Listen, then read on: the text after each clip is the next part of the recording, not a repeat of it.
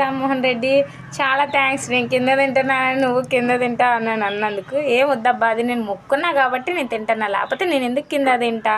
ఇన్ని రోజుల్లో ఎప్పుడు కింద తినను దాన్ని ఇప్పుడు ఎందుకు తింటున్నాను అర్థం చేసుకోండి అబ్బా. నరసయ్య కామెంట్స్ పెట్టావు, నేనే ఫీల్ అవ్వట్లేదు, తెలియదు కాబట్టి పెట్టారు, కానీ అర్థం చేసుకోవాలి కదబ్బా. వారంలో నిన్న ఏ వారం అయింది కూడా మీకు తెలిసి కూడా మళ్ళీ కామెంట్స్ ఎలా పెట్టాలనిపిస్తుంది? సమస్యలు నేను ఇంట్లో సమస్యల వల్ల కాదబ్బా, నేను అనుకున్న మొక్కు నెరవేరాలని చెప్పేసి నేను ఈ 5 వారాలు ఉందాము ఉపవాసం, ఉదయం నుంచి మళ్ళీ సాయంత్రం దాకా అట్లాగే ఉండి సాయంత్రం పూట కింద నేల మీద తింటా స్వామి అని నేను మొక్కున్నా. ఎందుకంటే నేను పెట్టుబడి పెట్టి మొక్కలేను, అంత స్థాయి కూడా నాది కాదు. అందుకే నాకు చేతనైన వారికి ఇట్లా అన్నా చేద్దామని చెప్పేసి నేనైతే మొక్కున్నా.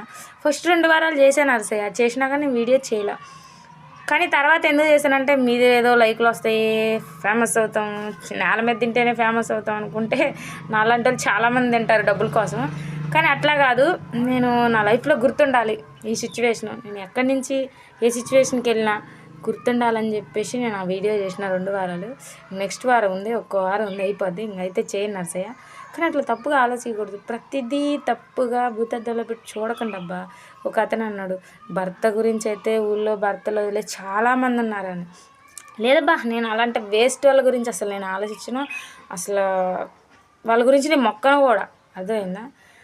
కానీ నేను మొక్కుంది ఏంటంటే మా లైఫ్ సెటిల్ అయ్యే మొక్కు అయితే మొక్కిన, ఆ మొక్కు నెరవేరుతాడని నేను ఖచ్చితంగా నమ్ముతున్నా అబ్బా.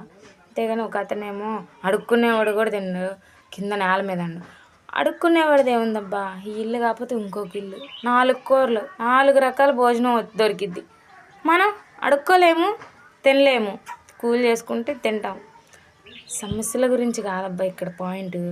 నేను మొక్కున్నా, నా మొక్కు నెరవేరాలని చెప్పేసి నేను తిన్నా, తప్పేముందబ్బా నేల మీద తింటే చెప్పు. ఇప్పుడు రాజకీయాల వాళ్ళు ఉన్నారు, మొక్కుతారు, పెద్ద పెద్ద మొక్కులు మొక్కుతారు.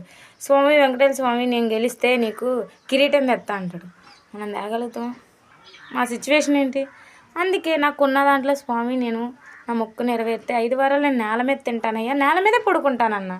అందుకే నేను అలాగే చేస్తున్నా. కానీ అది వీడియో చేసినది మాత్రం లైక్ల కోసం అయితే అస్సలు అనుకోమాకండి అబ్బా. నేను అట్లా సింపతి కొట్టేసి లైక్లు తీసుకున్న అమ్మాయిని అయితే కాదు.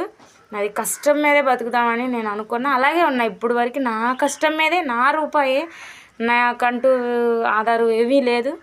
అది నా రూపాయి సొంతంగా, ప్రతిదీ నేను ఏది కొనుక్కునేదైనా నా రూపాయి, ఒంటరిగున్నా నాదే రూపాయి. అది మీరు ఎక్కువ ఆలోచించకండి, అర్థమైందా? నచ్చే నేనైతే ఫీల్ అవ్వలేదు, నువ్వేం ఫీల్ అవ్వకు సరేనా? అయితే మంచిగా కామెంట్ చేశారు, అర్థం చేసుకున్న వాళ్ళందరూ చాలా థ్యాంక్స్. దేవుడికి మొక్కుకొని చేస్తే తప్పు లేదబ్బా, ఏం కాదు, అర్థమైందా? సరే.